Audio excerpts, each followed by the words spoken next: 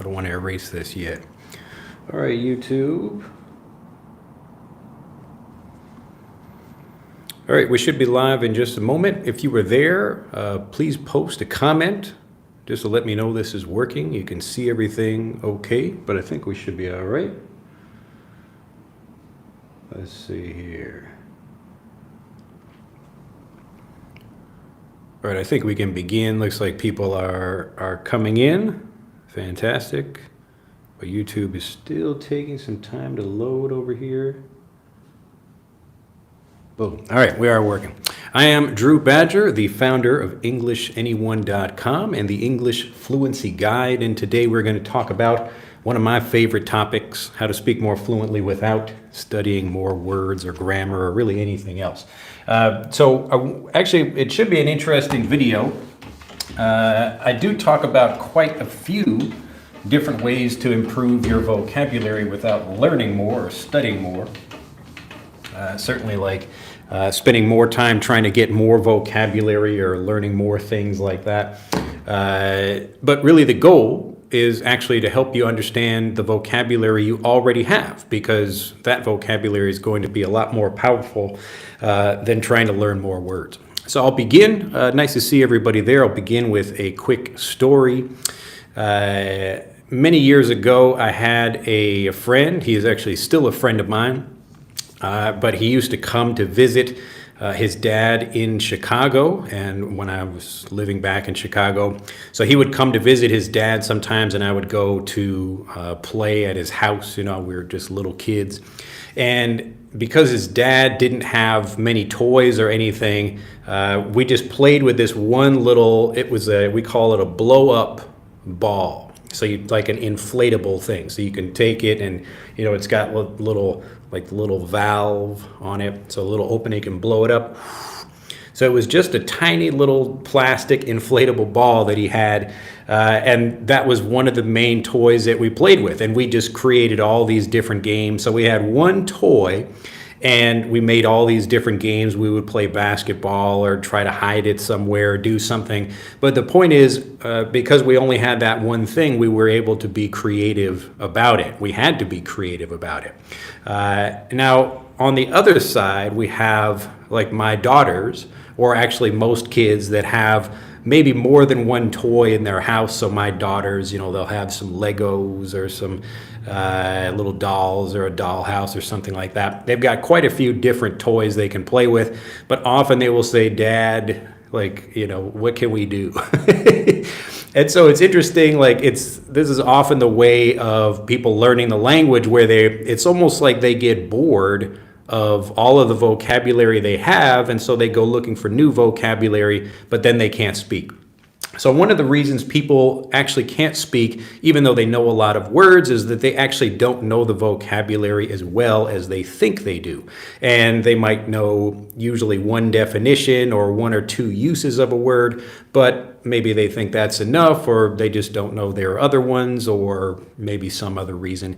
But then they just keep looking for new words, and then not being able to get fluent in the vocabulary they already have. That's what's really stopping them from getting fluent. So before we talk more about that, in this video, let me just check chat, see if there are any questions. Nice to see everybody there. Usama, Alejandro, Diana, Dion, let's see. Look at that. Are there two? Oh, that's okay. I thought there were two Alejandros at the same time. Amazing.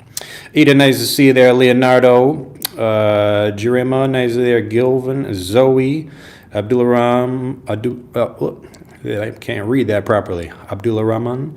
Welcome to my fave, number one teacher. Well, you're too kind. School of Greatness. Hi, Drew. Erkan, hello. George, nice to see you there.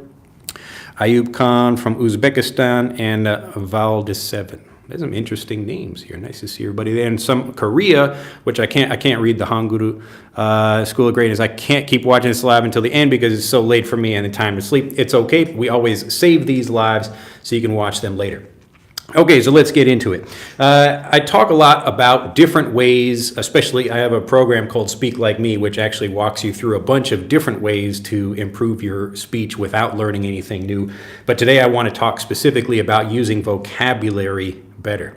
So let's just look at a bunch of examples. I will give you some, and then if you have more, maybe some things that you would like to learn more about, or you have questions about vocabulary, you can let me know, and I will cover some more examples.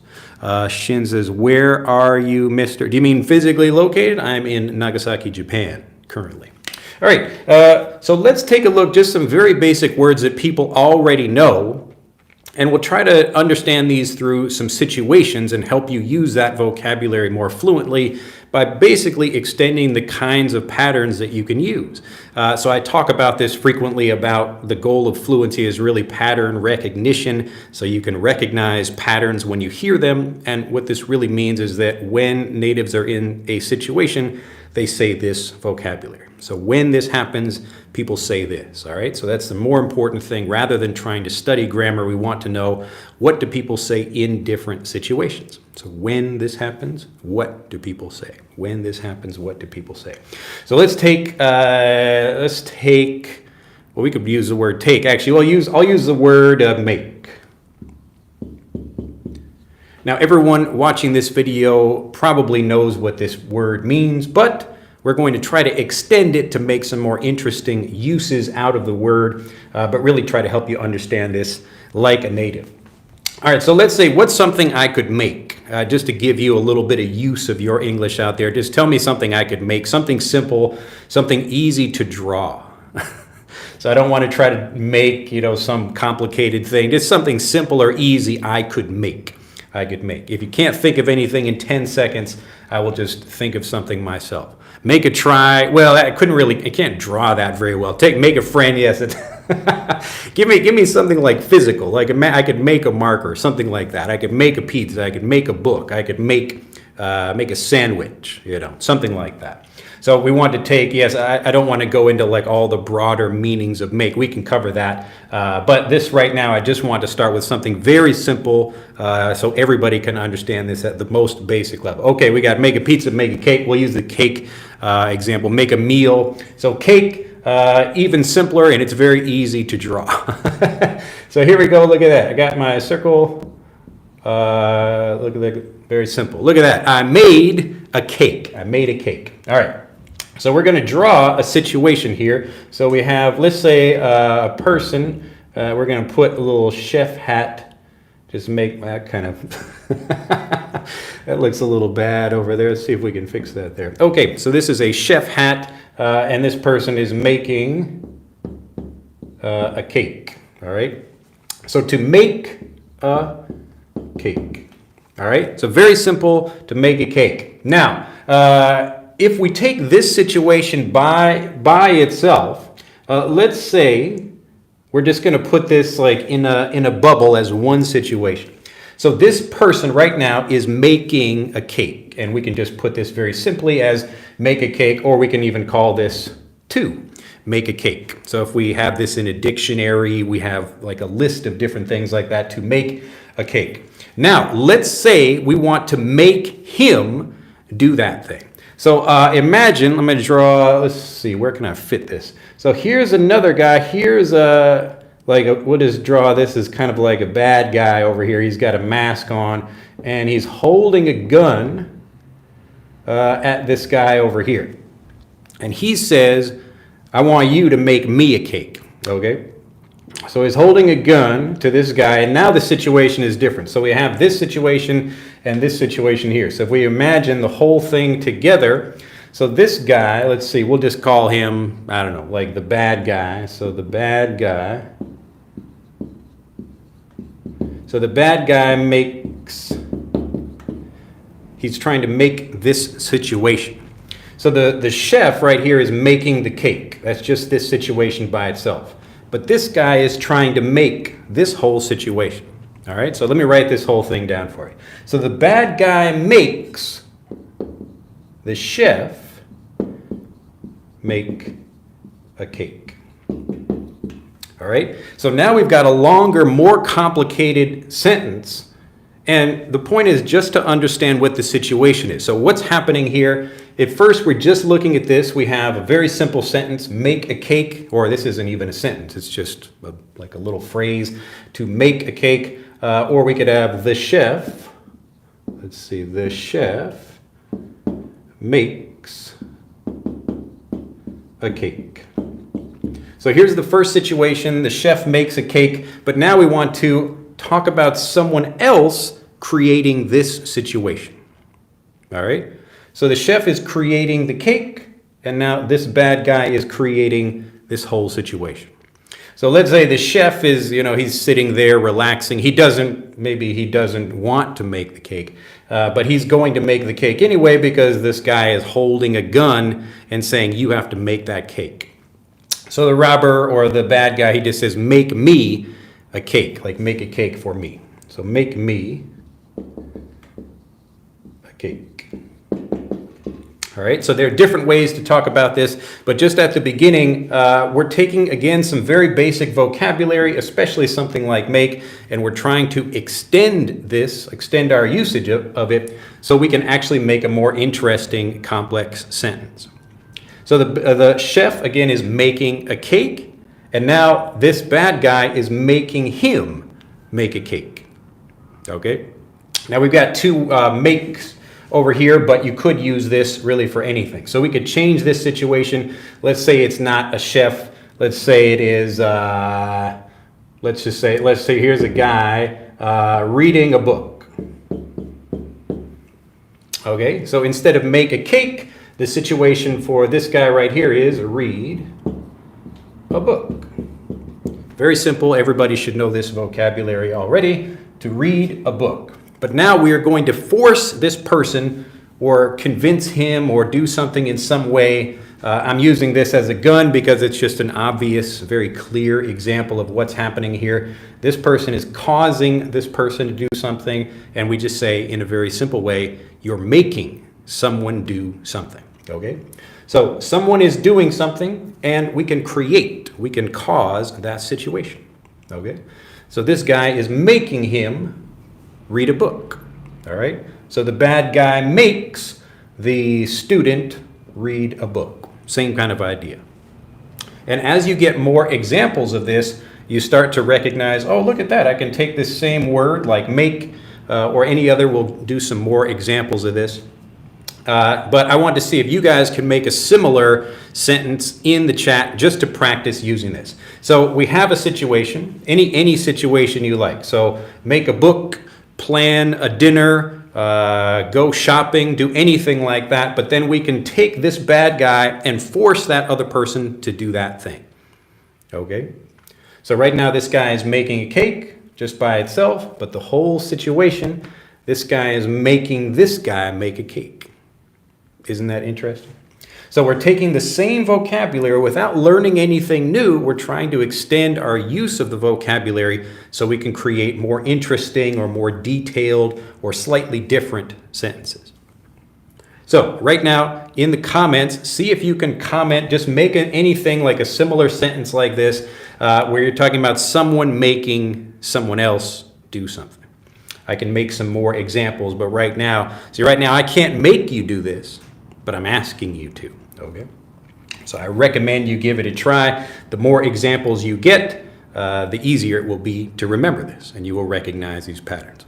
All right, so now Vincent says, Drew makes me learn English. All right, let me get rid of this two over here. So if you look at the sentence again, when we're trying to practice something like this, we want to get the same kind of sentence. So keep the sentence the same, but maybe change one or two pieces of this. So if we want to change this, so we have the bad guy, we can just say Drew. So Drew and then makes, and then the chef is you, so Drew makes me learn English.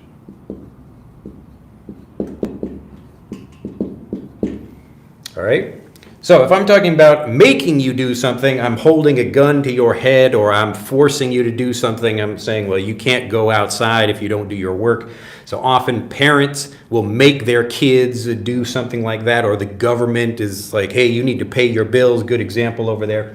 All right. So we want to, again, when you're looking at a sentence like this, if it's especially a new structure for you, just try to take and maybe change one word in that sentence and that will be easier for you to understand and try to play with the language. So the bad guy makes the chef make a cake. Or, so if we have like the bad guy, we'll just say, I'm the bad guy here.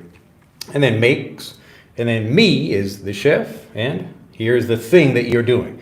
So learning English.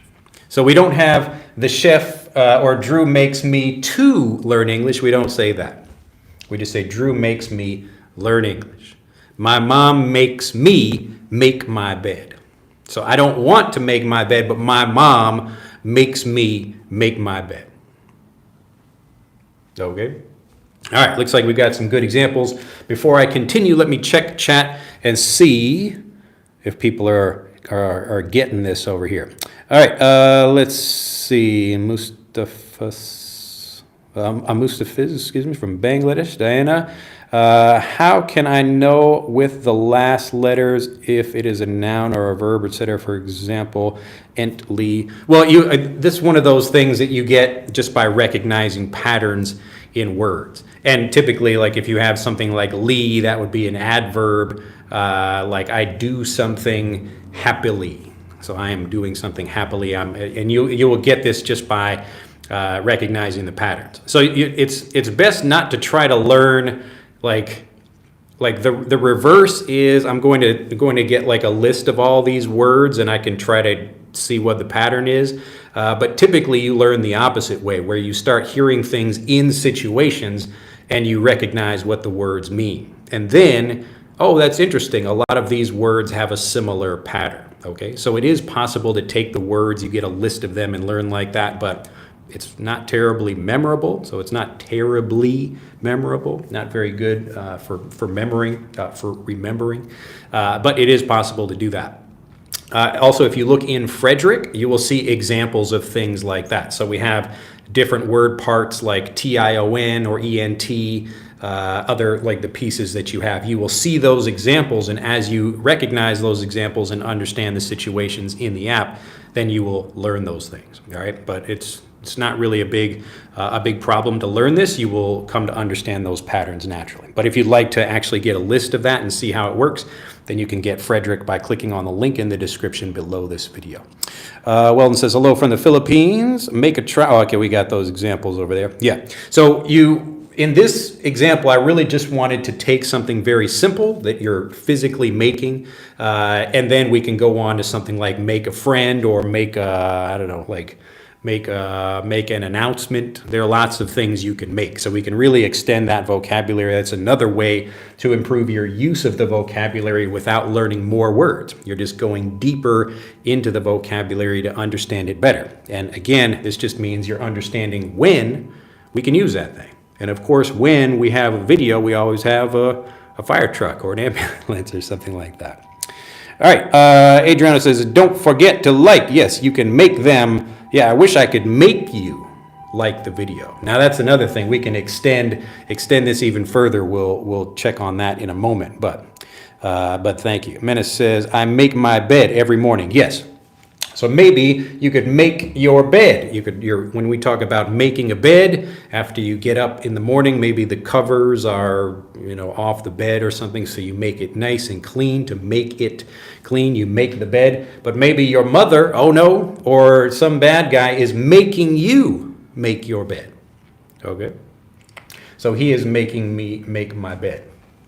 All right? Now, another thing, I'm not going into a lot of detail about different tenses, but this part, like in a thing like this, so let's say we're talking about the past, just as an example. The bad guy, that was a sneeze, try to hold it in.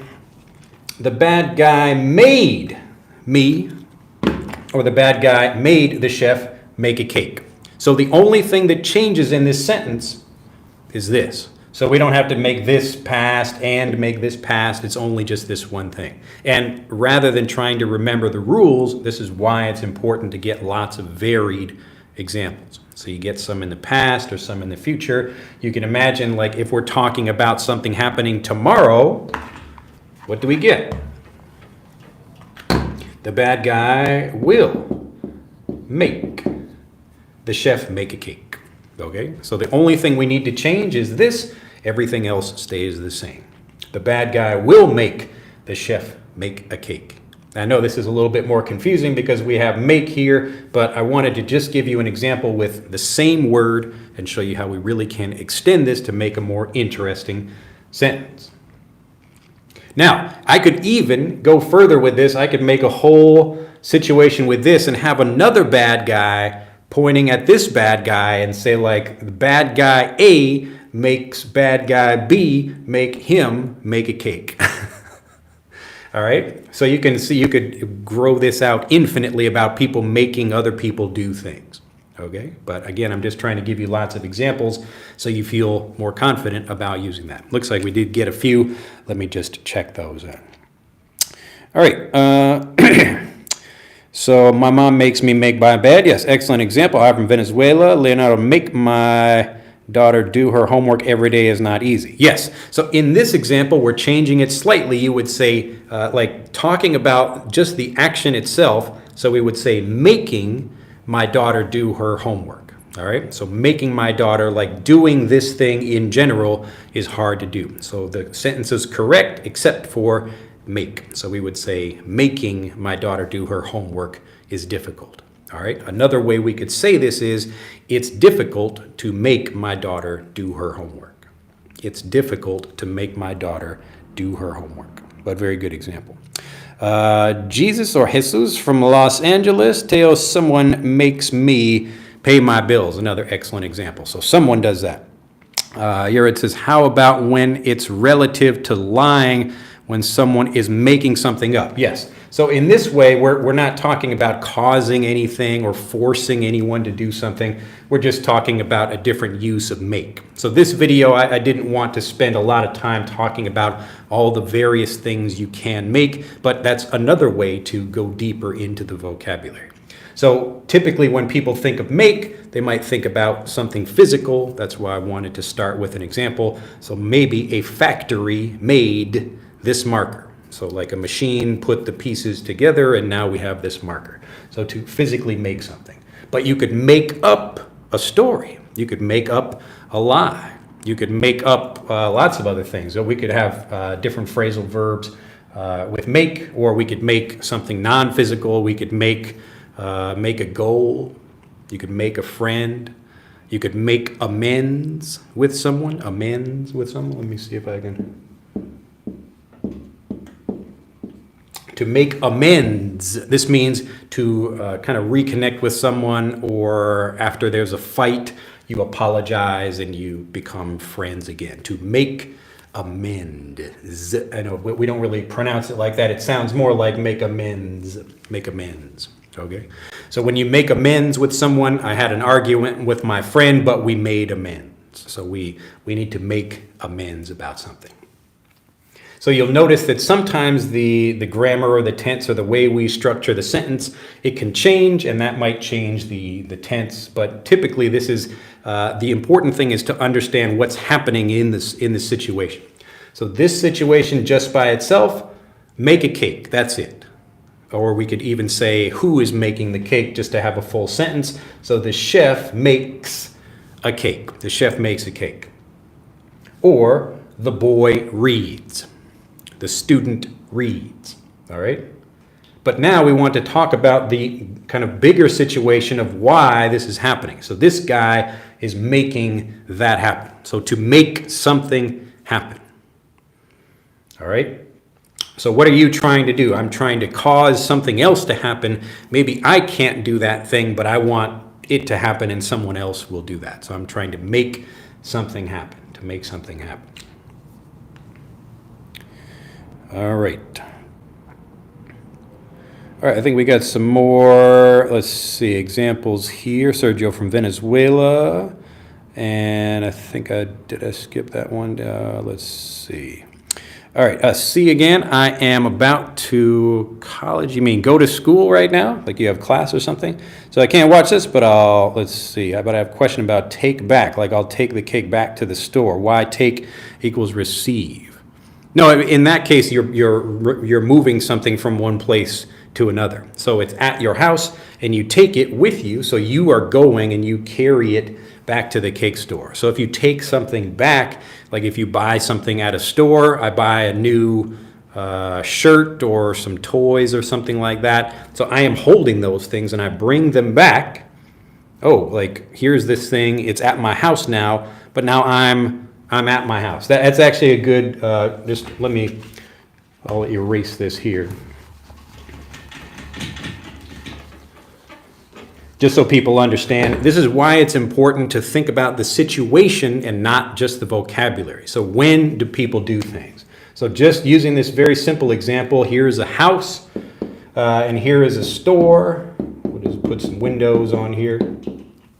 So right now there is like a present over here. Let's just say an eraser because this is easier. I don't need to draw it. I can just keep it here. So there is an eraser at the store.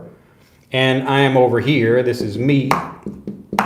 And so I buy the eraser and I carry it home with me. So now I'm back at my house. All right.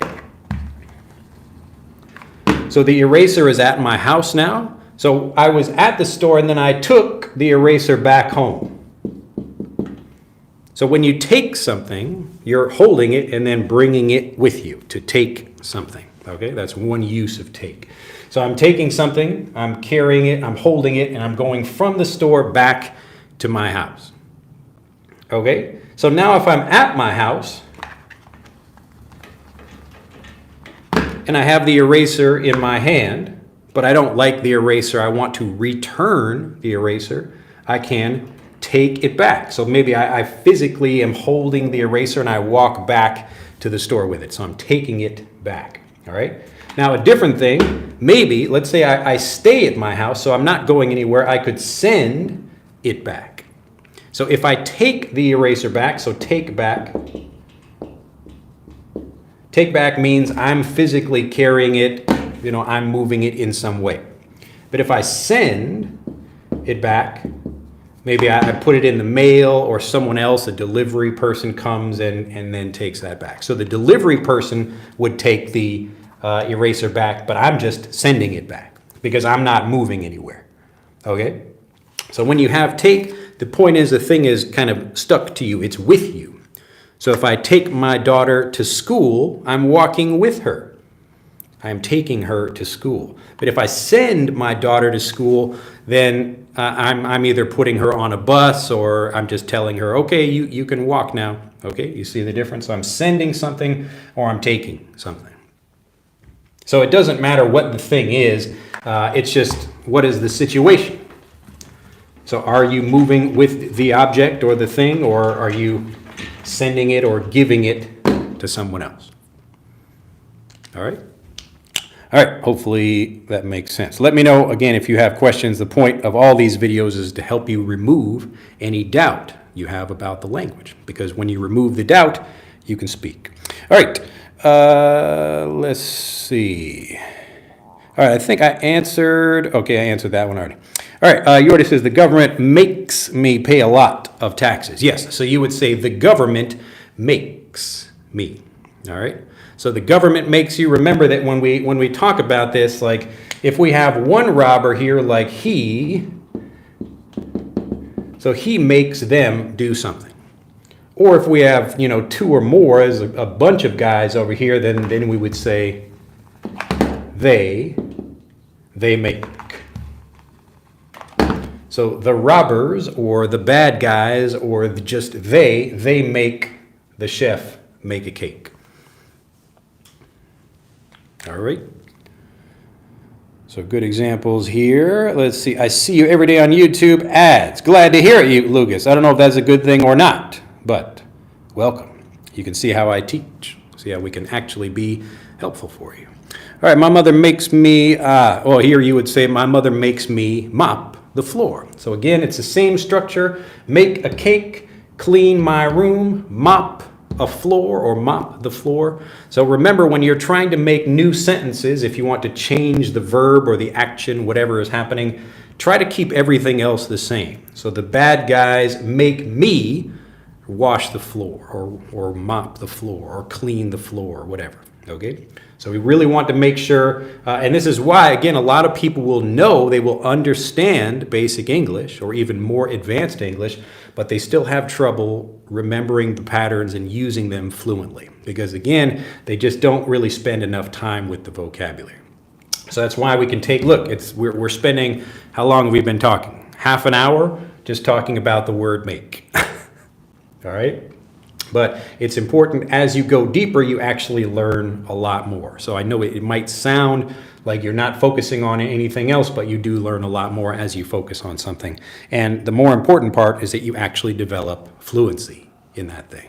So what we're really trying to do is remove the doubt you have, and that's what makes you speak.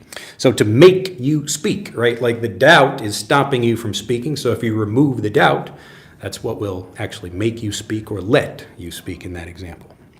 All right, hit the like button, says Seth. Thank you very much. Let's see, Fabiano, nice to see you there, guy. What's up, my man? This is Fabiano. You make an amazing job helping people get fluent. I appreciate, glad to hear it. All right, let's see, the wheelchair guy. Hello, everyone. My mother makes me mop the floor. Let's see, is this live or pre? No, this is live, unless you're watching later when it's a recording. Bridget, nice to see you there. Followed, how can I change any verb into a noun? Well, if you're talking about, you want to talk about a situation like we just mentioned before, I could just talk about like the situation of making a cake. All right, so there you go. Turn a verb into a noun. All right, let's see. Ridwan, hello, sir, and everyone said again, the Supreme Court ruled in favor of the baker. He doesn't have to make a cake for the bad guy. Well, look at that. That's some excellent English. I think you might be above the level of this video. All right, Eliud says hello again. Hey, guys, give a like in this video to help him. Oh, that's very kind of you, Pensa. Bhakti says hello, or, Mbati. Leonardo, Drew makes me understand that the correct form is making my daughter do something and not make my daughter do something. Yes. So if you're talking about just the situation by itself, a situation could be a thing like this marker or my hand, or you could talk about an activity like teaching or playing or something like that. So let's say I want to say like I like blue. So we have this blue color here. I like blue. Very simple sentence. We can talk about a color or a thing or a person or an animal or an activity. So I like, eating. Lots of people like eating. There we go. I like eating. Now sometimes I don't want to make this a long video about like to eat rather than eating, but in general we can just take something if we want to talk about an activity. And that's the like thing, we're doing something. I like eating, I like playing, sitting, going, watching, anything like that. And then we can make it longer. I like eating pasta. I like eating pasta that this guy made the chef make. So I can get even more detailed and complex. But again, very simply, we always want to start simple. Make sure you understand the simple thing at each level, so you feel confident about using it. All right. So very simple. Just ideally, if you want to talk about an activity, just put that ing on there. My children make me cooking. Now remember, so looking at the example over here, Afsane, if I'm pronouncing that correctly, what would be the correct sentence here? My children make me cook. My children make me cook. My children make me cook. Okay. Very good, though. All right, lots of smiley faces over there, Leonard. And make me understand that it is also possible to say it's difficult to make my daughter do something. Yes, that's correct. So anytime we can talk about a physical activity or anything like it's difficult to draw. Okay. Let me just write these up here for you. So I'll make it even shorter. So it's easy to, easy to draw. Even though I'm not a very good artist over here, it's easy to draw. We can change this and give it the exact same meaning, the same situation. We're just changing, easy, just wrote east over there. My writing is so bad. Okay, it's easy to draw. We change this to drawing is easy. Same thing. So we can say either of these, it means the exact same thing. It's easy to draw. Drawing is easy. Now we could make this a bit more complicated. It's easy to draw, let's just say, draw cakes. So we could erase that. And when we say draw cakes, we could say draw pictures of cakes. So it's easy to draw cakes, or you could say something like drawing cakes is easy. You could also actually say cake drawing is easy, but that sounds a little bit weird. People might not understand what you mean. So drawing pictures of cakes is easy. Drawing pictures of cakes is easy. All right. And okay, I think I got it. All right. Mr. Drew makes me copy his English accent. Well, I'm not making you do anything. I'm giving you an example, and you can copy that if you like. So you are able to copy my example, but I'm not making you do it. Folks says, how can I change any verb into a noun? I can't answer that one already. I thought make was the easiest word to learn. All right. It could be for lots of people. All right. But hopefully that makes sense. So the point is, like I often say, makes sense. Does that make sense? Another use of make. So let's move on to a different example just to extend this same idea.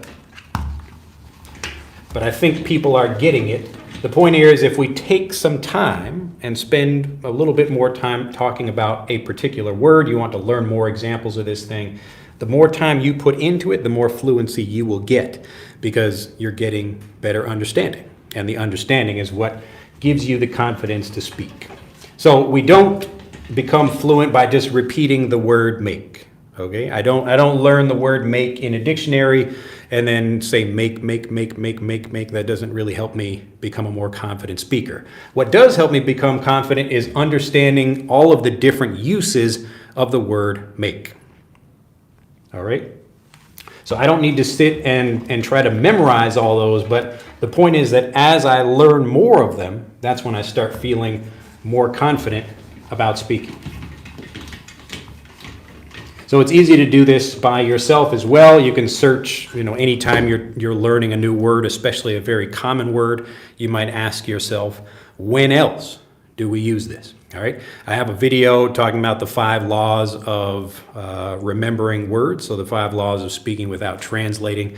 So your brain is naturally trying to understand the vocabulary. And if you give your brain good information, it will help your brain and you will kind of solve the puzzle for these things. All right, let's take another simple word. And I bet we could extend this in the same way. I'll check comments right before we do so, though. All right, let's see. His says, Drew, could you use phrasal verbs?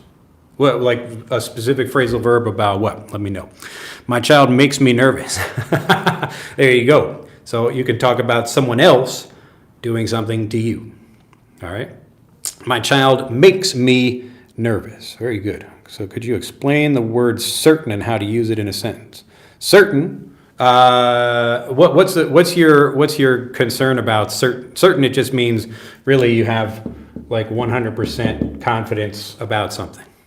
So I am certain that it will rain today. So I look at the weather. I know for sure it will rain. 100%. I am certain. Okay. So you are sure about something or you know something will happen. So did I get the right answer? Like, oh yes, like I am certain. All right. Now be careful because you can get a word like certain and it kind of sounds like a curtain, like different word. This is another thing we cover in Frederick to help you understand the difference.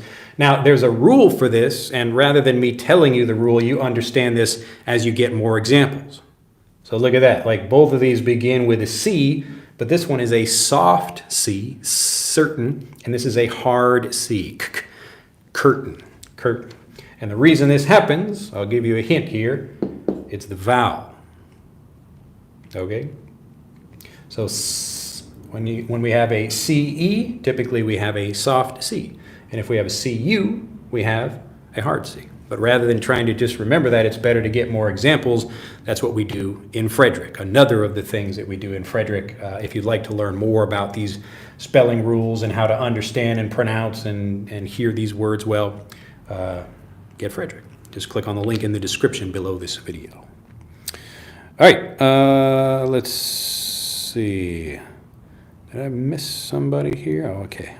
All right, Estella says, I hope someday you could teach or elaborate on the grammar hypothetical situation with would, because the live lesson, why would you do that, is really amazing and you're really good at explaining.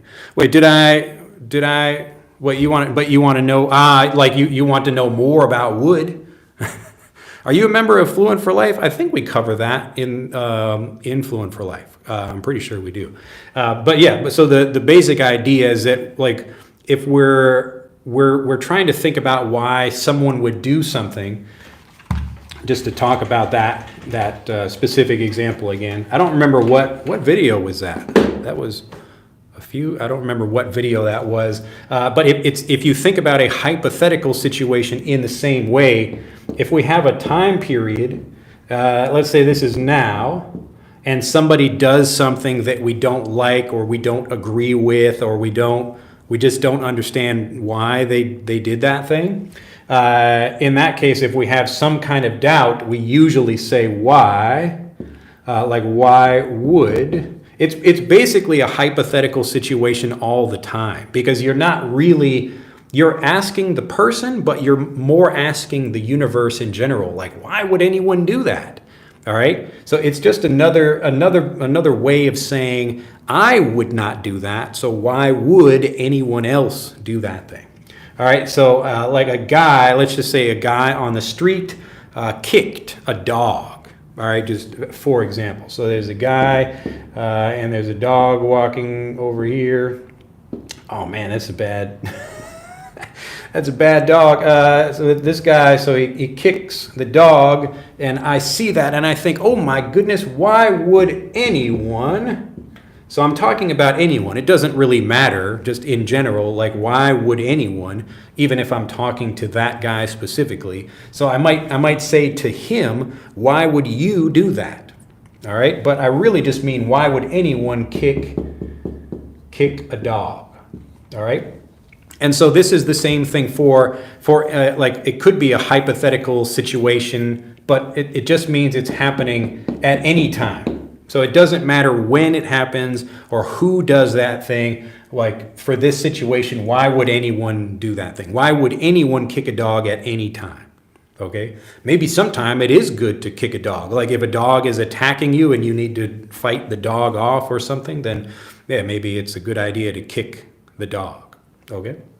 But if you just see a person kick a dog for no reason, or you don't know what the information is, so that's usually when we would use why would anyone kick a dog.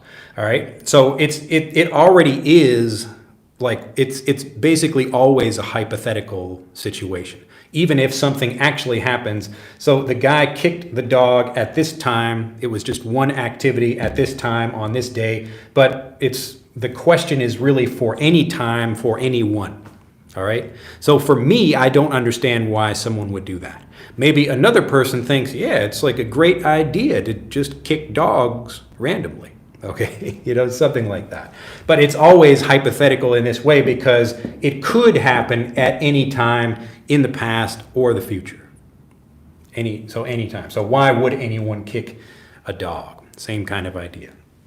All right, so it's basically always like, again, usually there's a situation that triggers that. So somebody did something at this time and it makes you think, wow, why would anyone do that? All right, so that's another one like Jadav says, why would anyone hug a lion? Years ago, I went to a safari park with my wife and we were holding a baby lion. So that's maybe one reason why someone would hug a lion.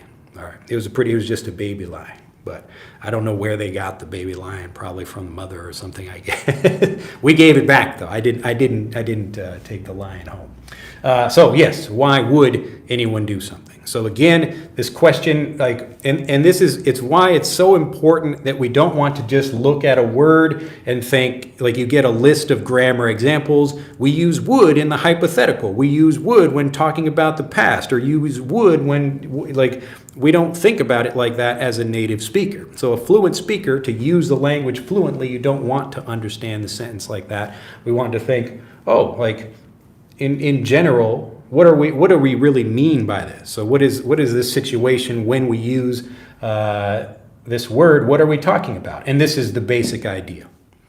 So why would someone do that? Like, why would anyone learn English? It's like, well, you know, there could be a good reason for that, but you can ask that. Maybe you don't know a good reason, but maybe there is a good reason, and someone answers that for you. All right. So usually there's a particular thing that happens to trigger that, but it's really asking about any time for anyone. So it could be like way in the far past as well, same kind of thing. All right. But if you want like lots more examples of all kinds of grammar points, that's what we do in Fluent for Life. The whole point is to give you really good explanations of things, show you how they work, give you examples, lots of examples, especially from different native speakers. All right, and then show you how native speakers are actually using those things in real conversations. So we cover everything. All right, let's see. Hopefully that, but Estella, if you're still watching, let me know if that makes sense for you. Ed Danielson says, thank you so much. Glad to hear it. All right. AX says, hi, coach from Peru. Your classes are amazing. Glad to hear it. Can you use sure instead? Yes, as opposed to certain, you can talk about sure. And some people even say, I'm 100% sure, even though sure or certain means 100%, but they're just adding some extra emphasis to that. Wellington says, hello, professor from Brazil. Ed says, new here, welcome. Nicholas says, I'm late again. It's all right, better late than never. Lewis says, I'm doing Fluent for Life. What should I get? Frederick as well. So Frederick it's complementary to that program. It's really for people who struggle to understand like the right way to pronounce things. So if they have trouble with spelling or pronunciation or with their accent, then Frederick can help you work on the specific pieces of that. So usually, like people will say like a general, like I have a bad accent or something. But what they really mean is there's probably just, some part, maybe they pronounce 90% of words correctly, but there's a small portion that they have trouble with. All right. So what Frederick does is it lets you basically test all the different sounds of English, different letter combinations, and then you can see where your problem areas are, and then the app will fix them for you as you just go through and play with it. So it's very simple. So you don't have to get the app. You'll get lots and lots of examples in Fluent for Life, but again, the app is just for people who want to specifically focus on spelling and pronunciation and listening to things like that. So if you're interested in that, if you'd like help improving your accent, whatever, then I would recommend. All right. Let's see. I'm late again. All right. Wellington, could you please explain about how to use hang on? Okay. Very quickly, this is a phrasal verb.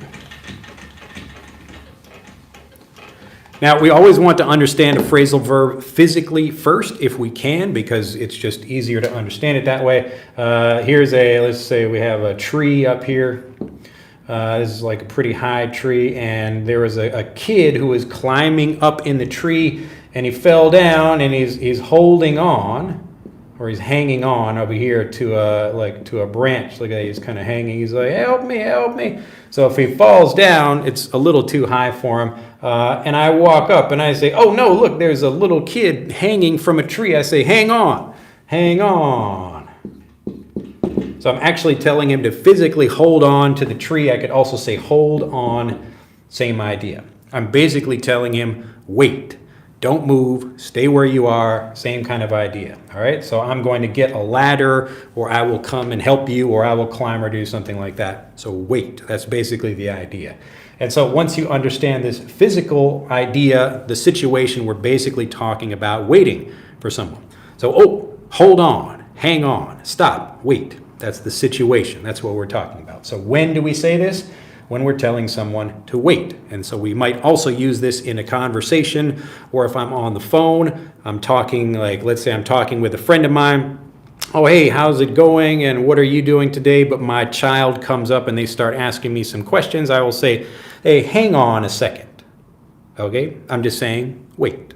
All right? Hopefully that makes sense. So typically phrasal verbs will come from a situation like this, and then we extend that into more, whatever, figurative situations where we're just saying, hey, could you wait for a moment? All right? So wait. Hang on, hold on. Let's see. Okay. Hang on, wait, yes. So again, without, like, you can give a definition of a phrasal verb, but isn't this a lot better? Again, like, this is what I call fluency trigger, which is a story or a picture or anything that really helps your brain understand, oh, that's what that means. Now I get it. So if you just go from word to definition, oh, okay, hang on means wait. That's not really helping people learn, because you're just, okay, well, they gave me the answer, but why? We always want to answer the question of why if we can. So that's what helps people build fluency, when they understand why, like, oh, I get it now. So when you tell someone to wait, that's what you're saying. So we can use wait in other situations in the same way. So if I go to a restaurant, I am waiting for someone, or I am the waiter and I'm talking to my guests, I say, oh, could you please hold on for a second, or hang on for a second. It's a quite casual expression, but it just means wait in a more casual way. And often that's the purpose of phrasal verbs, is to express things in a casual way without having to say something just like wait, which sounds a little bit kind of abrupt or strict or almost like too harsh. Like if I just say wait, but it sounds better if I say, oh, like, could you wait, or could you hang on or hold on for a minute? All right. One day the dog will bite the boy. Yes, that's true. Why would anyone hug a lion? Eliud says, why would I eat a knuckle sandwich? That's a good question. Why would somebody eat dog in the world? That's another good question. Some people eat whale. Maybe some people think that's a bad idea. Other people think it's tasty. It just depends. Some people eat cows. Other people do not. Joseph says, hugging a lion might put your life in danger. You would say in a dangerous situation. Why would you still hug a lion? Is this correct, Professor? Yes. So you would put your life in a dangerous situation, or you could say put your life in danger. All right. You don't need to say situation. That's understood from the context. Would you still want to hug a lion? Yes. Andrew, nice to see you again. Bashir, nice to see you there. Armando, hello, everybody. Sita Beck, the manager, better late than never. That's true. I'm around. And Bashir says, I am more into your accent. And right now, I am, now the following question hit me. Is there any accent in any area of the U.S. that you, as a native speaker, find hard to understand? So very good. That was a good sentence. You would just say find hard to understand. All right. And so is there anything you find hard to understand? I don't think I've been all over the United States, and I don't think I've ever had trouble with people in America. Maybe like a really thick, like Cajun, like a Creole accent or something, where it's also if people are using different words, so that's more a problem. So if you go to different places in the U.S., you will have like Coca-Cola. Some people call like any kind of drink like that a Coke. Some people say it's a soda. Some people say pop for the same thing. So the vocabulary changing is more of an issue than accent. But I do get like a thick Scottish accent, so maybe in a different country, like parts of England or something, might be more difficult than the U.S. But in anything like that, it's just how familiar you are with that. So if you grow up listening to it, or you get lots of examples, you will feel more confident about it. Again, that's why we put all those different accents in Fluent for Life. So if you only listen to me, you're going to understand me very well, or if you get a private teacher or something. But often, if you get a private teacher, that's going to help you understand that teacher. So we really want to help you prepare yourself for real communication. And that means you need to hear lots of different accents. Madsen says, have you ever heard this expression, a boy, the kid? I've been living in Ireland for 2 years. Basically means that expression, well done. A boy, the kid. I don't know if you mean like attaboy? Attaboy is like good work, I guess, but I don't know if that's a different thing in Ireland, if that's what it means. Jawad says, thanks. Edinelson says, hi there, everyone. Salah a todos, bonsoir a tous. Okay. Let's see. Joseph says, hi, Professor. Can you give us 3 connected advanced English words that we can use in daily conversation? No. That's not why we're here in this video. And you could easily put that into Google if you just want more vocabulary. The whole point of this video is to say, don't do that. Don't just get like some random vocabulary or whatever. Take something you already know, but maybe you don't think you know very well, or you hear it in a new situation in a different way, and you're surprised by that. You think, oh, wow, that's interesting. Somebody used this vocabulary differently. That's the kind of thing that's actually going to help your fluency. So I know people want to get lots of new vocabulary, but it's not a really good use of your time. A lot of people actually spend years just studying more vocabulary, but then they can't speak. So the whole point is, how can we understand the vocabulary better? And look, even just in this video, we've covered a couple of different things, but the focus of the video is really just understanding some simple things, and we've only covered make. So I knew we're basically going at an hour already. All right, Elder says, hello, Drew. Glad to see you this morning. Nice to see you there. Kanagavali, nice to see you. Hi, sir. Robin, good morning. What's the difference between barely and hardly? A barely? Well, you wrote barley there. Do you mean like barely there, like almost? It's basically the same thing. And again, it's important to think about something for a particular situation. So whenever you look at vocabulary, don't just get one example. We should look at that. You can actually, even something like that, you can put that into Google and get lots of different examples of both of those words. But in general, it's the same thing. All right, so there are lots of different ways of expressing the same thing. Sometimes a word can have the same meaning as another word, yet not have that same meaning in other situations. So it's better to really understand that from the situation. All right, Still says, got it. Thank you for your explanation. Glad to hear it. And Fatih says, hi there, everyone. All right, now I don't want this video to go too long. I think people get the idea, but let's cover one more thing that's similar to the example of make. Get rid of these other examples of here. But yeah, that would video, if I can remember what it is, that's a good video. So again, the whole point is to eliminate the doubt that people have about things like that. And that's really what gets you speaking. So you don't become fluent just by repeating words over and over again. You get fluent by, eliminating the doubt. Now I understand what something means and I feel confident using it. All right, so let's look at another example, want. I think I started to write that before. So I want, I'll try to go through this a little bit faster. So I want a cookie. Very simple. I want a cookie. Now you can want anything, just like we had for make. You can actually create many different sentences with talking about lots of different things. Like we could make something physical, like this marker, or I could make a choice about something. Again, lots of different things. In the same way, want is also very, very common. So I want a cookie. So here is me. I'm going to draw some big eyes over there. Whoa, looking at this. Here's a plate with a lovely chocolate chip cookie on it. When he says, "Ooh, look at that." All right. So I want. Oh no, the eyes are kind of. Let me fix that here. I'm going to draw. Okay, that looks a little bit better. It's supposed to be a wide-eyed person looking at a cookie over there, just so you understand. So when you want something, there are different levels, different strengths of want. So maybe you want something just a little bit, or you really strongly want that. You desire that thing highly. But just so you understand the grammar, I want a cookie. Now, just like we had for the make example, we have this situation here. So I want a cookie, but now let's see, we could change this a little bit. Here's a person, maybe they're just kind of thinking about this situation, and they think, I want to want a cookie. I want to want a cookie. All right, so someone is thinking about that. Now this might be a little bit confusing just with the example here.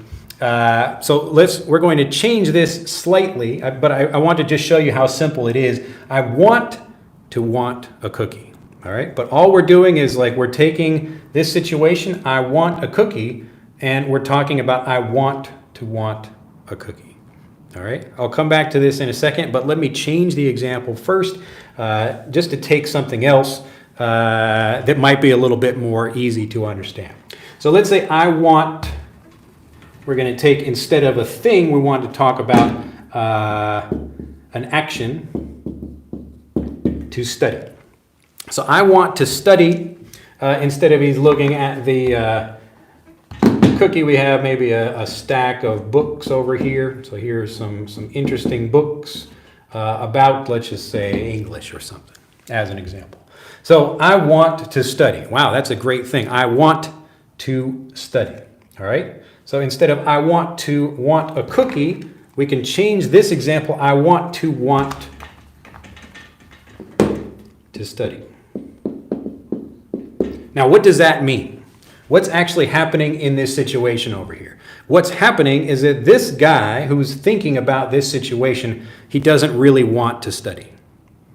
All right? But he's like wishing that he did. All right? So look at that. We have even a simple word like want. We can make a much more challenging and complex idea about wanting to want something. All right? So let's say your mom says, oh, you should study. It's a good idea. Everybody knows studying is a good idea. You should learn more. Go to school and learn some information. So like a good student is someone who just says, yeah, I want to learn. I like to learn. I want to do that. But maybe some students don't. They don't enjoy that. And so maybe this guy, this like little boy student, he is talking with his mom, and his mom says, you should study. And he says, I know. I want to study. I want this, but I just don't feel it. Okay? So you can want something, or you can want to want that thing. Isn't that interesting? So I want to want something. All right? So I want to, let's just say I want to exercise. So another example, typically you will hear this kind of phrase used when people are, it's like they want to be that kind of person. All right? So here's exercising. So I want to exercise. Or I want to lose weight. I want to lose weight. Or I want to get thin. All right, these are different things people might say in this situation. All right, so here's the image. We got the little exercise weights over here. Oh, he's getting strong. All right, so yeah, I want to exercise. So usually like a person who feels that, they just go to the gym. But if you don't feel that way, maybe you're sitting at home and I'm just playing video games or eating some cakes or something. Like I want to exercise.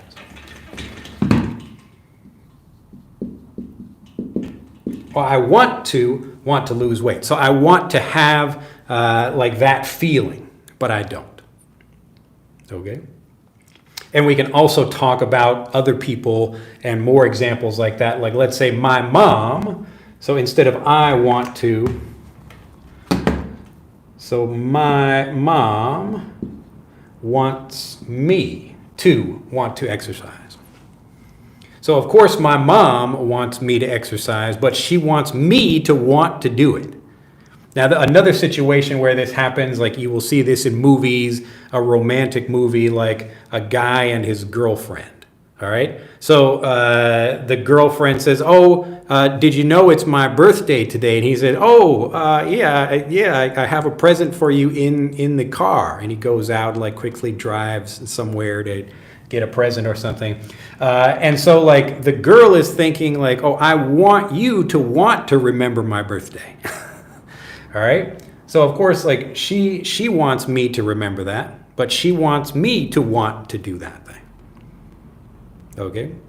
So I know this sounds complicated, but that's why we spend more time talking about specific examples. But again, just showing you that you can take even a basic word and learn a few more patterns, spend a bit more time with it, and you will really understand that thing much more deeply. Okay? So as you get more examples, you understand, oh, it's typically used when people don't want to do something. All right? And so in these situations, we have usually the situation like I have to exercise. So I don't want to, but I have to. I have to do something, all right?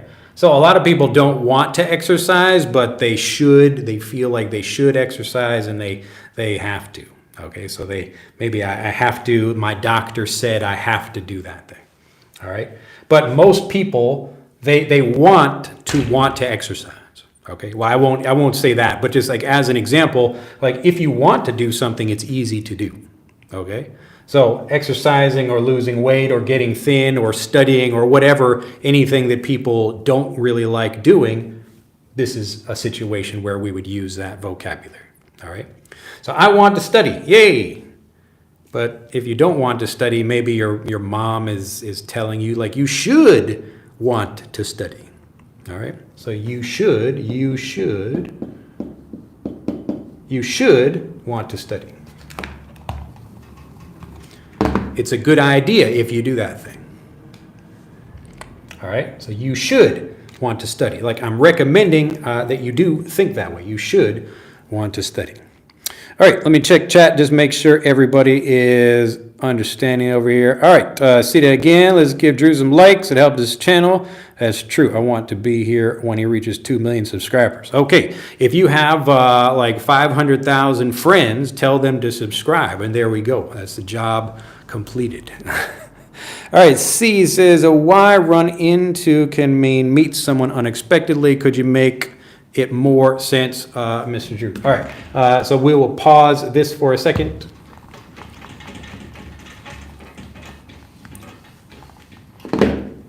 So typically, if we, let's say I'm out, this is me, here's my shopping cart, I'm at the grocery store, and I'm buying some groceries, and then I see, oh, look at that, here's my other friend who is here also.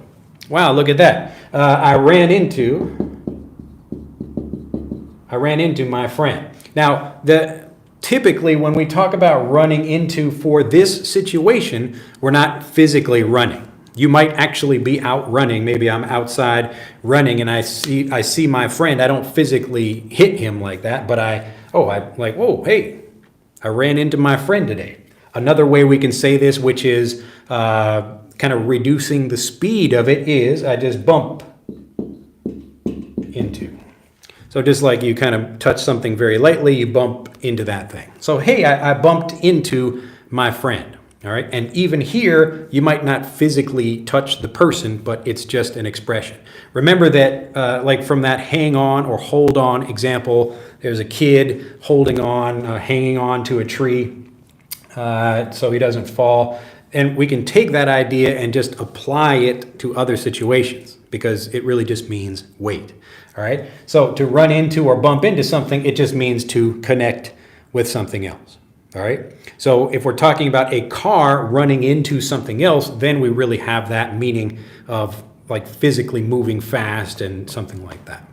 Okay. So I bumped into my friend, or as Ildar just said, like bumping into another car, something like that. So you can have different even connecting with another vehicle. So you could bump into another car, or you could really run into or crash into another car. It just depends on how strong of a crash or bump or connection that thing is. All right. So we don't need to take that like physically, literally. If I'm on the phone with someone and I say, hang on, I don't want them to actually like hang on to anything. I'm just telling them to wait. All right. So remember, like if I look at like a tablet, a mobile device or something. So now lots of people have a mobile phone. Here's a little button on there, and sometimes the button isn't even there anymore. It's just a screen, but we still use expressions like turn up the volume. All right, so even though I'm pushing a button, there might be a button on the side of my phone, or I tap something on the screen to change the volume. There might be a little like slider thing. So I'm actually sliding the volume control, or I'm pushing a button for the volume, but we use expressions like turn up the volume, because old machines, like an old radio, would have a little dial on it that you would turn.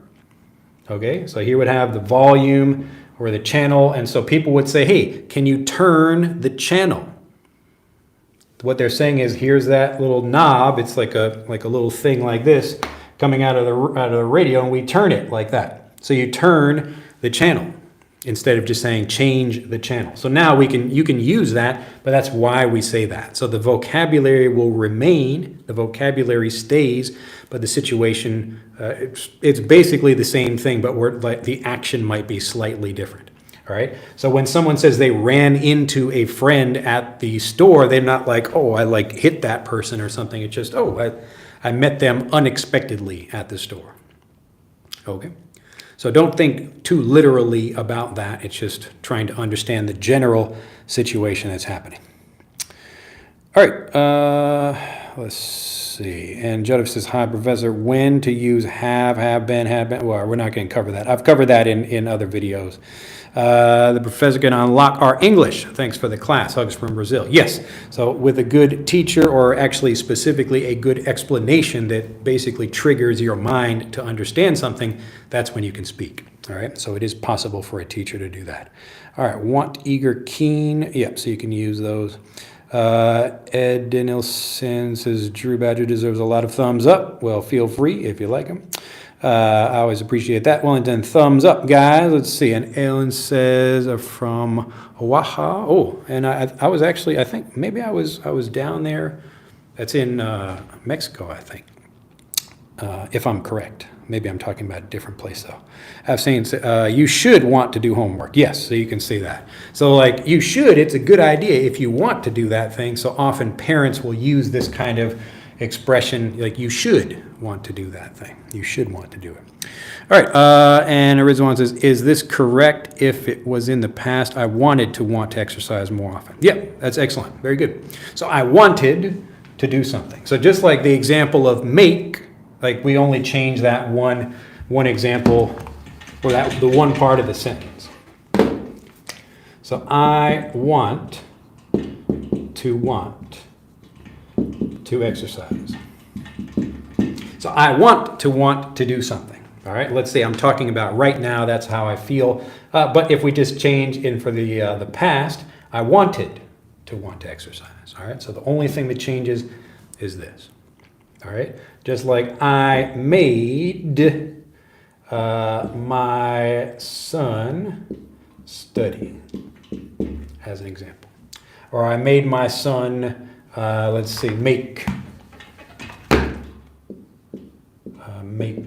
dinner. So I made my son make dinner. Or if we're talking about the future, I will make. But that's the only thing that changes. All right, very good. I think you got it. So remember, as you get more examples, you will feel more confident. I don't really need to spend time doing that in this video. But if you're ever thinking maybe the first time you want to use something, maybe you begin with a translation, it's okay, you just don't know how to express something. You find out what it is in English, then start getting more examples. Okay, so you can get that, ChatGPT, Google, Youglish, another example I've talked about. But these are all, the whole point of this is to really feel confident that you understand how something works. Okay. Until you feel confident, you will feel shy and nervous and worrying about making mistakes and that kind of thing. So we want to correct those issues before you speak. What should I do to speak without getting stuck? This is it. The thing that really stops people from speaking is doubt. Okay? I've talked about this before. I will make just a very quick explanation about this again.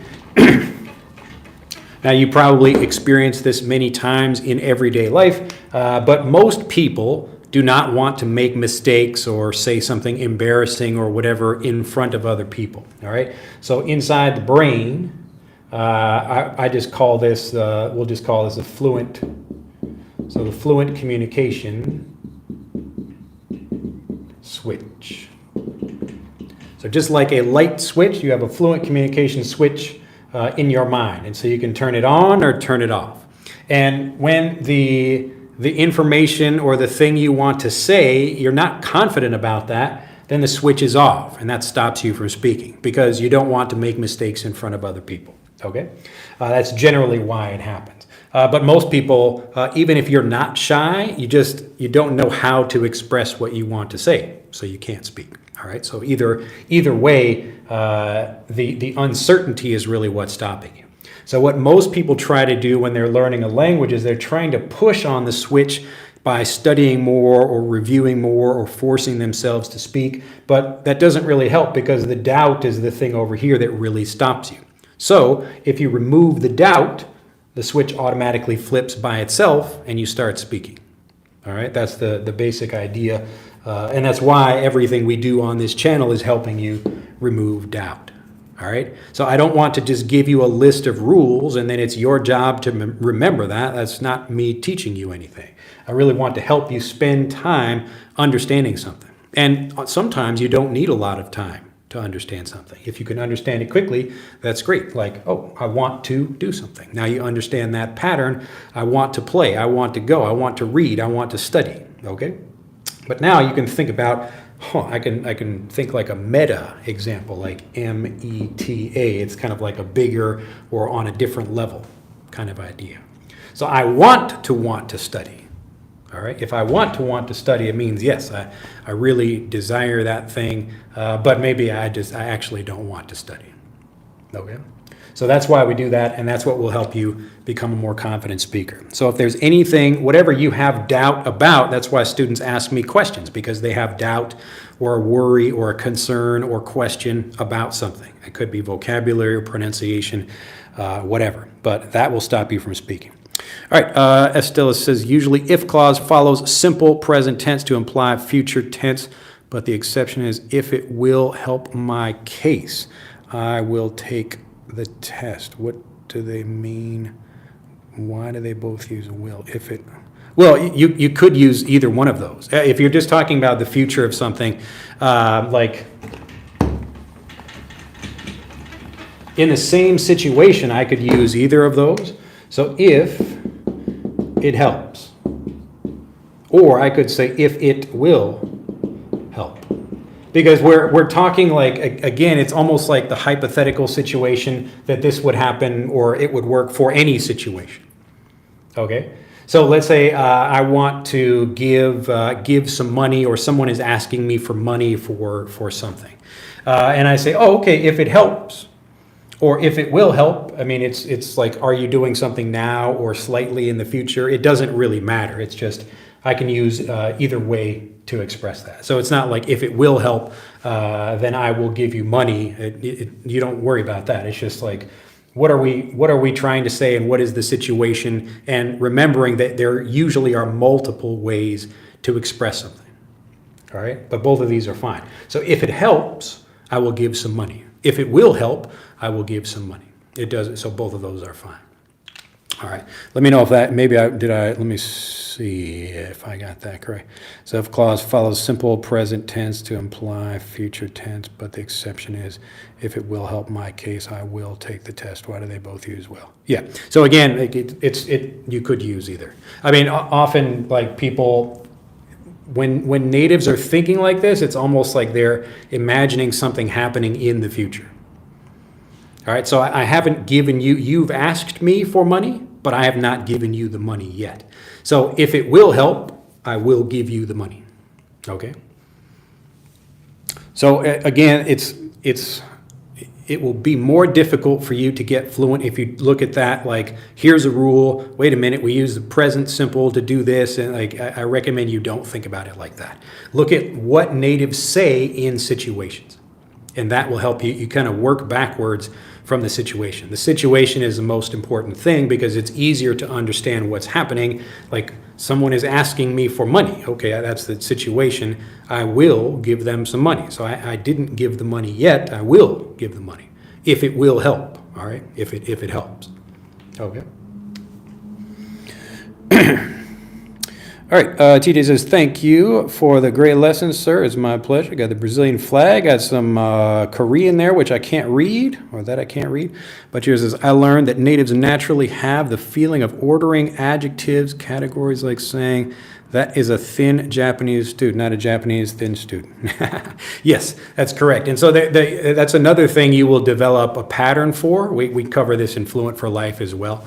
But like you might have like a big red shirt rather than a red big shirt. All right, because typically we go from, it's generally like a larger or more important or more noticeable thing to a smaller one. All right. And if we're talking about like the Japanese student would be like almost one thing. We don't really use like in that situation, like, and remember it's important to understand these things for specific situations. So Japanese student, it's not really like Japanese is modifying student. It is, but that's not like, it's like we really think about that as one thing. Okay. Like a Japanese student. It's not like, oh, like, we put Japanese onto the student or something like that. It's just Japanese student for this example is one thing. And so if we want to modify that, then we could say like the big, fat, hairy, red Japanese student. Something like that. All right. So, but we're looking at like, okay, it's like, look at that person over there. Like we want you to get you to notice somebody. So there's a crowd of people. And so if I say the student, look at that student over there. Like look at that small student or something. I want to, look at that. I don't know, some example where I'm trying to get you to notice that thing quickly. So I want to talk about the obvious things first. And usually like body size or shape or something like that is like a bigger thing. And so it's the same idea if I go to a clothing store, I'm going to talk about the size typically first.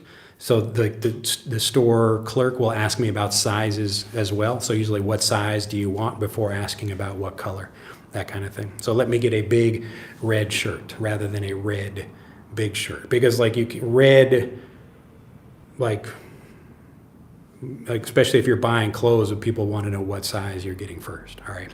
So it's interesting to try to think about this, but again, rather than look for a rule about it, get lots of examples, and it will help you understand these things the same way natives do. All right. So that's again what we're trying to do. That the highest level of understanding is knowing these things without needing an explanation for it, and you get that by getting lots of examples. This is a This is a scary face every time I look at that thing. Let's see. Kendall says, hello, I wish you, and again, you'd say like, I would like you to. So if you say like, I wish you or I want you to do something, hopefully that explanation I gave worked. But if you're asking people to do something, you would say, I would like, I would, or you just say, I'd like. So if you say, I wish, like you wouldn't say, I wish you to do something. Or I want, which sounds a bit more strict, like you're commanding somebody to do something. So I'd like, or I would like you to do something. All right. Hopefully that answers your question, though. All right. Nathaniel from Brazil. Kitty again. I'm from Ethiopia. This is my first time here, and I feel lucky I run into this. Glad to hear it. What kind of topics that you usually bring up in conversation, especially meet a stranger? It just depends on the situation. If you're looking for something to say to people, try to find something for that situation that you notice that's interesting. I'll give you a last quick story about this. If you're like, I like just meeting new people and saying hello and trying to find a way to have a conversation with people. And so I was in a Starbucks and like I have a chair that I like to sit in. It's by the window. There's a plant over there. So my usual chair over here, and there's a plant, and there's another chair next to it. There are a couple of chairs around this little plant area. And I went into Starbucks one morning, and there was a foreign couple, so like a woman and a guy were sitting at these chairs over here. It wasn't in my chair. It was like the next to it chair and the one next to that. All right, so around the corner. There were 1, 2, 3, 4, 5, 6 chairs over here, and there's a window right here.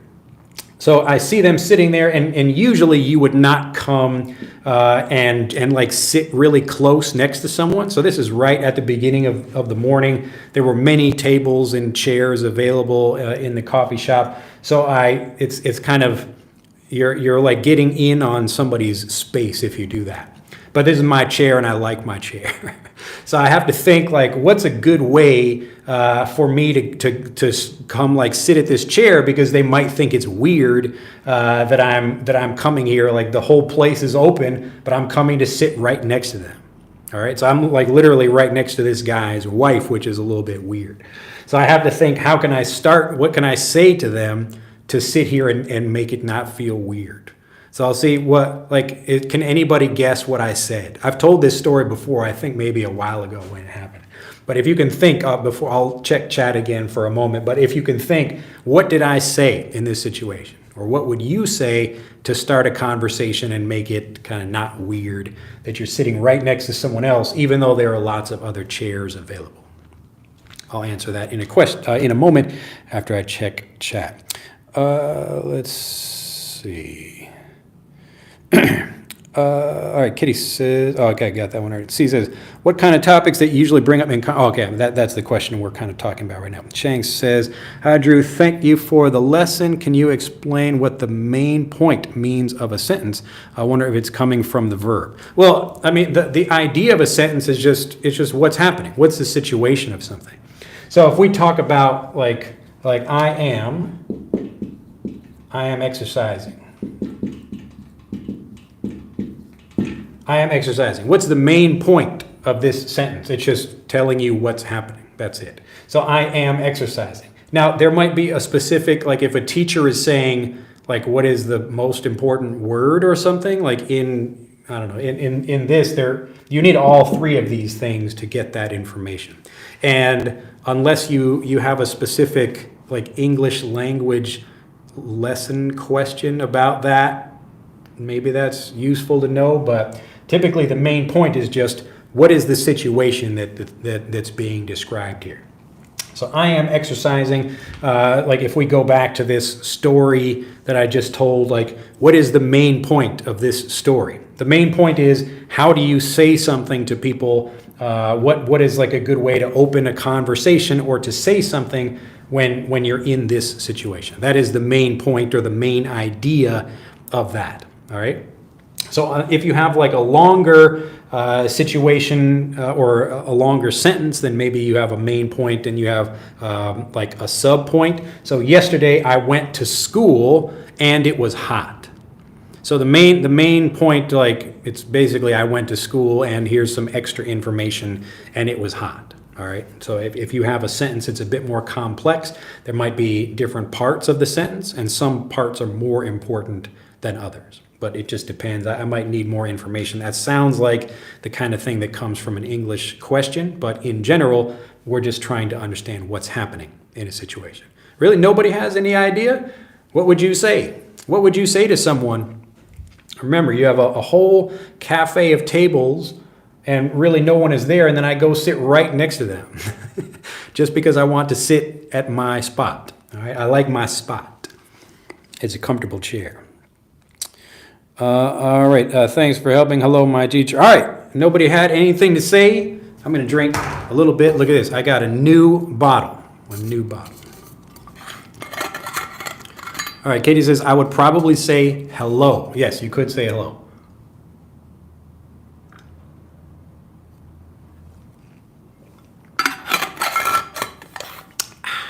Do you mind if I sit here? Yep, that's something you could say.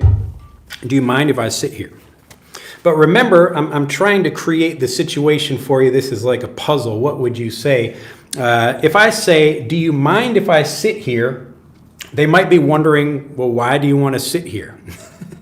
All right. So that, again, like I could say that. That's a correct thing. That's a very good thing to say, do you mind if I sit here? But typically that's like if you have lots of other people already in the like in the restaurant or whatever, then it seems a little bit more, I don't know, it's weird that you would come and just sit right down next to someone. Like I'm like right next to that person.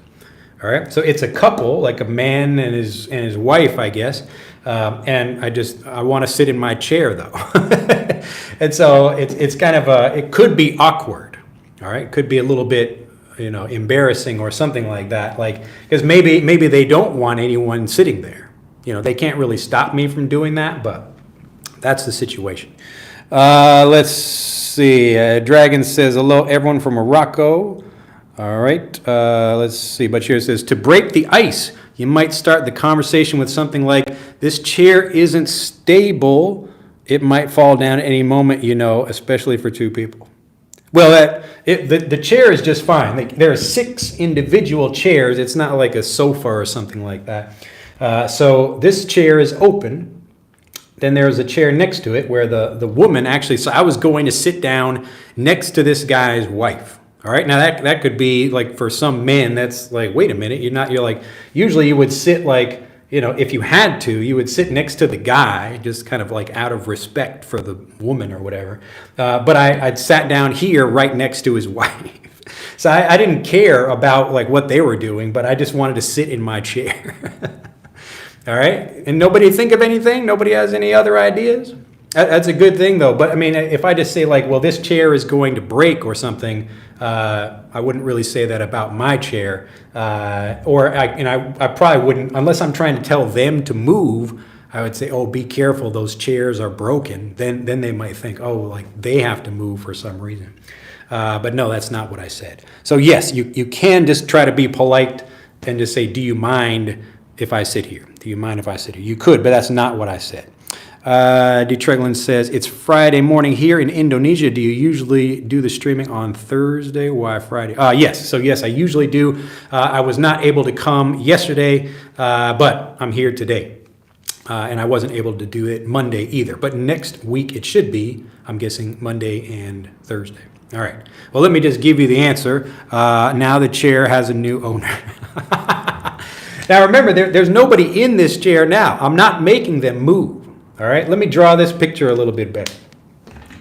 I'll draw it from above as you're looking down on it. All right. So here is a box, and we're looking at this from the top, looking down on it. There's a plant in here, and there are 6 chairs around this, and there's a window over here. There is we'll just put W for woman over here and man over here. No one else is sitting here. In the rest of the cafe, lots of other tables, lots of other chairs available, but I come and sit over here. We'll just say D for me, for Drew. I'll say it's the best spot to sit here for this view. Yes, you could say that. Again, when you're coming there, you want to give a reason. Okay, so that's a good example. Like I like the view. You could just say, oh, like excuse me, just to say, hey, like I'm acknowledging those people. I say, oh, I see you are sitting over here, but I really like this view. So that could be something you say, and then they will think, okay, he's not like, this guy is thinking, wait a minute, is he trying to talk to my wife or something? And I'm just saying, oh, sorry to sit here, but I really like this view. So that's a good thing to say. All right, but it's not. Nice view. I probably should seat. You would say I would sit here. All right. Well, let me tell you what I did say to them. I'll write it down for you, because it ties back to the beginning of this lesson. Are you ready for this? Isn't this cool? They are making us sit together. They are making us sit together. All right, so I walk over there, and now understand, like, this is a cafe in Japan. So this is Nagasaki, Japan, and these people are both foreigners. They're from the United States. I actually had a nice conversation. I spoke with them for about 30 minutes about Nagasaki and their family and stuff. You know, like, it was a nice conversation. But I walk over and I kind of lean in. And I say, they're making us sit together. So I'm kind of joking with them, but the lady said, "Really?" Like I basically said, like, the staff at Starbucks is making us foreigners all sit in the same place. And then I said, no, I'm just kidding. All right, but look, they are making me or making us do something. All right, just like we talked about. So just like we talked about before, like I can make you do something. The staff at Starbucks is making me sit here. So they are making all of us sit together. And I was just using that now, like I've kind of scrambled their brain a little bit. You know, I could say like, oh, nice to meet you or something. It's still weird if I sit over here. So I didn't need to explain about I like the view or I like the chair or something. I'm just kind of making a joke and starting the conversation. And then we'd sit and talk for 30 minutes. So I did not anticipate that. I had a book. I was just going to sit and read like usual. But again, like the question C had asked is like, what do you say when you start a conversation? You can say hello, or you can say, may I have this, may I sit here, or something like that. But if you can think about what's an interesting way to connect with the situation, like, oh, like I noticed this thing or something like that. And obviously this skill is good if you want to be able to talk to women or something, or just meet people in general. But I just thought that was an interesting example because I used the grammar point that we just covered in this video. All right, so they are making us sit together. They are making us sit together.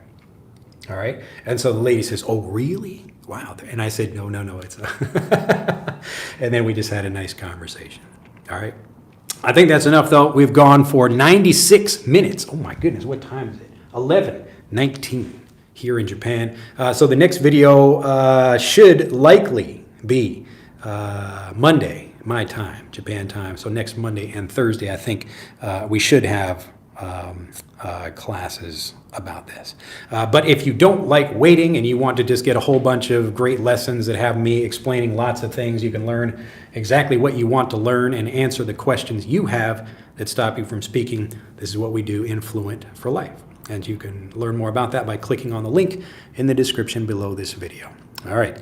Well, hopefully you all will let me leave so I can enjoy my day and get some more work done. But have a fantastic day over there. I think, look at that. All right, I share your class. Thank you. Glad to hear it. Thank you very much, Nathaniel.